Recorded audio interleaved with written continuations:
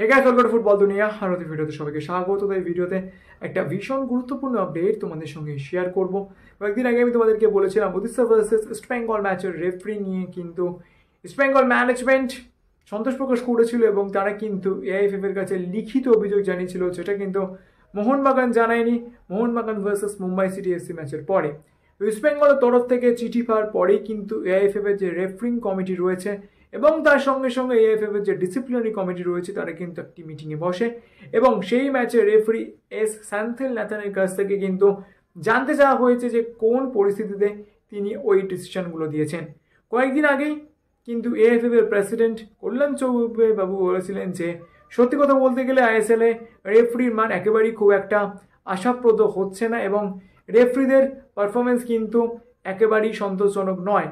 তো কোনো একটা টিমের এতদিনের পরিশ্রম, সমর্থকদের আবেগ, কোনো একজন রেফারির ভুল ডিসিশনের জন্য যদি সেই ব্যাপারটা নষ্ট হয়ে যায়, তার থেকে খারাপ কিন্তু কিছুই হতে পারে না।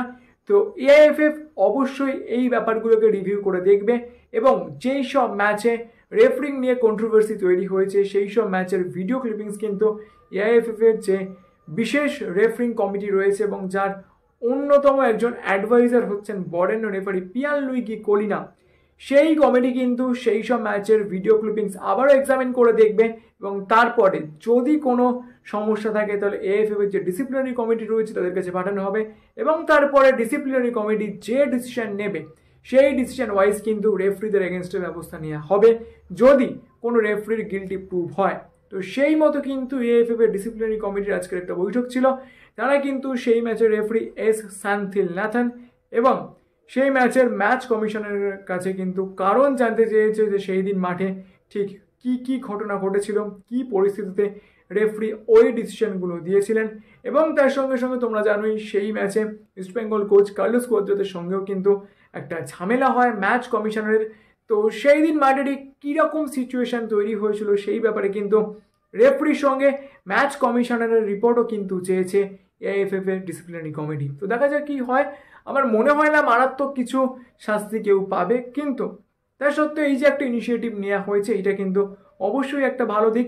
এর ফলে রেফারির মান কিন্তু বেটার হবে বলেই আমার পার্সোনালি মনে হয়, যদিও অনেক দিন থেকেই আমি এটা মনে করছি যে রেফারিংয়ের মান আস্তে আস্তে বেটার হতে পারে, কিন্তু সত্যি কথা বলতে গেলে প্রত্যেকটা বছর কিন্তু আমরা একই জিনিস দেখছি, ভেরি পুয়ার রেফারিং।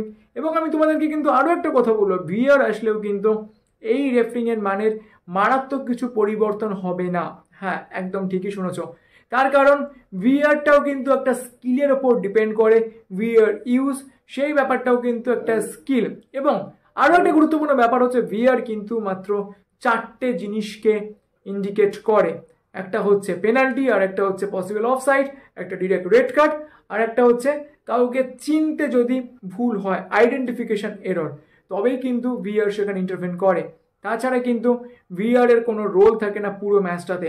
তো রেফারির মান ভালো করতে গেলে কিন্তু রেফারিদের যে ওভারঅল কোয়ালিটি রয়েছে সেই দিকে কিন্তু নজর দিতে হবে এবং অবশ্যই যারা যোগ্য ব্যক্তি, যারা অ্যাকচুয়ালি রেফারিং করার জন্য এলিজেবল, তাদেরকে কিন্তু সুযোগ দিতে হবে। শুধুমাত্র লবিবাজি করে বিভিন্ন জায়গা থেকে বিভিন্ন থ্রু দিয়ে রেফারি রিক্রুটমেন্ট করলে কিন্তু একই জিনিসই আমরা বারবার দেখব। তো ভারতবর্ষের রেফারিদের মান কিন্তু ভীষণ খারাপ। তো যাই হোক, এআইএফএফ যে ডিসিপ্লিনারি কমিটি রয়েছে তারা এই যে রেফারির কাছ থেকে রিপোর্ট জানতে চেয়েছে, ম্যাচ কমিশনের রিপোর্টকে আবারও পুনর্বিবেচনা করে দেখার জন্য ম্যাচ কমিশনের কাছ থেকে আবারও জবাব চেয়েছে, এটা কিন্তু একটা ভালো দিকে ইন্ডিকেট করছে বলে আমার পার্সোনালি মনে হয়। তো যাই হোক, চলো এই আপডেটে তোমাদের সঙ্গে শেয়ার করেছিল। যদি ভিডিওটা ভালো লাগে তাহলে লাইক করে দিও, মনে করে আমার চ্যানেলকে সাবস্ক্রাইব করতে ভুলো না, কারণ সবসময় যেটা বলি তোমরা সাবস্ক্রাইব করলেই কিন্তু আরও ভালো ভিডিও বানানোর মোটিভেশন পাওয়া যায়। তো চলো এখন কথা এই পর্যন্ত, দেখা হচ্ছে পরের ভিডিওতে।